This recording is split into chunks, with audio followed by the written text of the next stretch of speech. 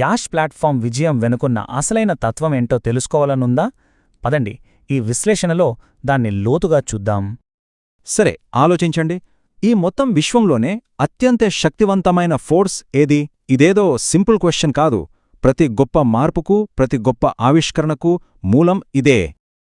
చూడండి, అది టెక్నాలజీ కాదు, డబ్బు అంతకన్నా కాదు. మరి ఏంటి?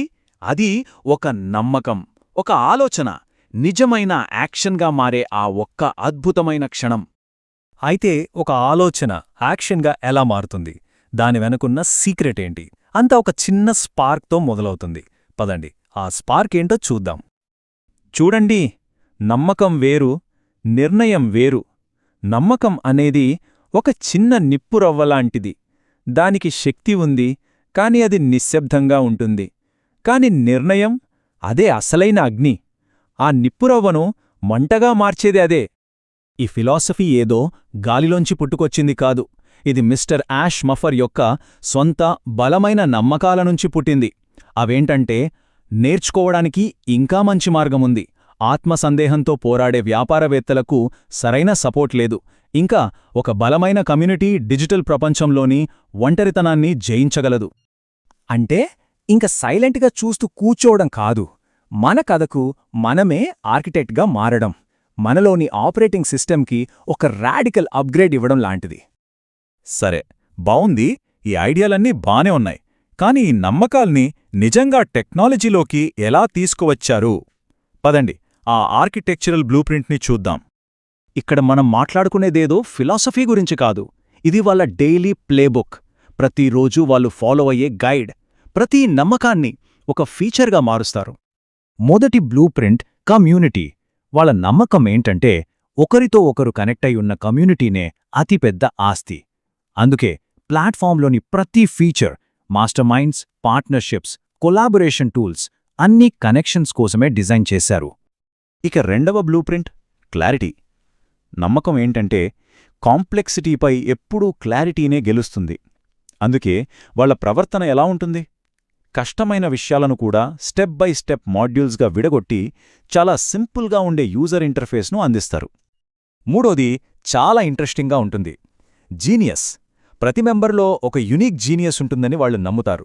దాన్ని బయటకు తీసుకురావడానికే ఏఐ అనాలిటిక్స్ను వాడతారు. మెంబర్స్ వాళ్ల బలాలు తెలుసుకోవడానికి, సరైన స్కిల్స్ ఉన్న వాళ్లతో కనెక్ట్ అవ్వడానికి ఇది హెల్ప్ చేస్తుంది. సరే, ఈ బ్లూప్రింట్స్ అన్నీ బావున్నాయి, కానీ యూజర్స్ను ఎప్పుడూ ముందుకు నడిపించే ఆ మొమెంటం ఎలా క్రియేట్ చేస్తారు? దానికి ఒక ఇంజన్ ఉంది. అదెలా పనిచేస్తుందో చూద్దాం. ఇక్కడ మనం గుర్తుంచుకోవాల్సిన విషయమేంటంటే, మొమెంటం అనేది యాక్సిడెంటల్గా రాదు. దాన్ని తయారు చెయ్యాలి, దాన్ని మ్యానుఫ్యాక్చర్ చెయ్యాలి. ఈ మొమెంటం ఇంజిన్ ఎలా పనిచేస్తుందంటే, ఫస్ట్ కష్టమైన టెక్నాలజీని చాలా సింపుల్గా మార్చేస్తుంది. తరువాత మనమేదైనా సాధించినప్పుడు ప్లాట్ఫామ్లో మైల్ స్టోన్ సెలబ్రేషన్స్ ఉంటాయి. ఇలా చిన్న చిన్న విజయాలను సెలబ్రేట్ చేయడం వల్ల యూజర్స్ ఎప్పుడూ ఎంగేజ్డ్గా ఉంటారు, ముందుకు వెళ్తూనే ఉంటారు. సో డెవలప్మెంట్ టీం పని కూడా ఇలాంటి మొమెంటం క్రియేట్ చేసే సిస్టమ్స్ నిర్మించడంపైనే ఉంటుంది.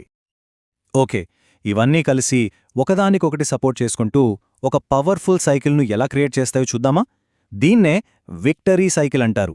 ఇది ఒక సెల్ఫ్ రీఇన్ఫోర్సింగ్ సక్సెస్ టామ్ లాంటిది. ఈ లూప్ నిజంగా బ్రిలియంట్. చూడండి, స్టెప్ 1 ఒక బలమైన నమ్మకం యూజర్ ప్రవర్తనకు దారితీస్తుంది. స్టెప్ 2 ఈ ప్రవర్తనతో ప్లాట్ఫామ్ బిల్డ్ అవుతుంది. స్టెప్ 3 ఈ ప్లాట్ఫామ్ వాళ్లలాంటి ఆలోచనలున్న వాళ్లనే ఆకర్షిస్తుంది. స్టెప్ 4 వాళ్ల సక్సెస్ కమ్యూనిటీ నమ్మకాన్ని ఇంకా బలపరుస్తుంది. ఇక స్టెప్ 5 ఇది ఇంకా గొప్ప ప్రవర్తనకు, కొత్త ఆవిష్కరణలకు దారితీస్తుంది. చూసారా, ఇదొక powerful self reinforcing loop. So అస్సలు పాయింట్ ఏంటంటే, ఇది కేవలం ఒక సాఫ్ట్వేర్ కాదు, ఇది కొన్ని కోర్ బిలీఫ్స్ యొక్క ఫిజికల్ మేనిఫెస్టేషన్. అంటే మనలో ఉన్న పొటెన్షియల్ని నిజమైన యాక్షన్గా మార్చడానికి ఇంజనీర్ చెయ్యబడిన ఒక సాధనం. వాళ్ల మాటల్లోనే చెప్పాలంటే ఒక అద్భుతమైన కొటేషనుంది, మేము కేవలం కోడింగ్ చేయడం లేదు, మేము నమ్మకాన్ని పెంపొందిస్తున్నాము. ఈ ఒక్క వాక్యం వాళ్ల మిషన్ను మొత్తం చెప్పేస్తుంది. సో ఫైనల్గా ఈ విశ్లేషణ మనల్ని ఒక ఆలోచింపజేసే ప్రశ్నతో వదిలేస్తుంది. ఇక ప్రశ్న మనం ఏమి నమ్ముతామనేది కాదు, అసలైన ప్రశ్న ఆ నమ్మకంతో మనం ఏమి నిర్మించబోతున్నాం అనేది.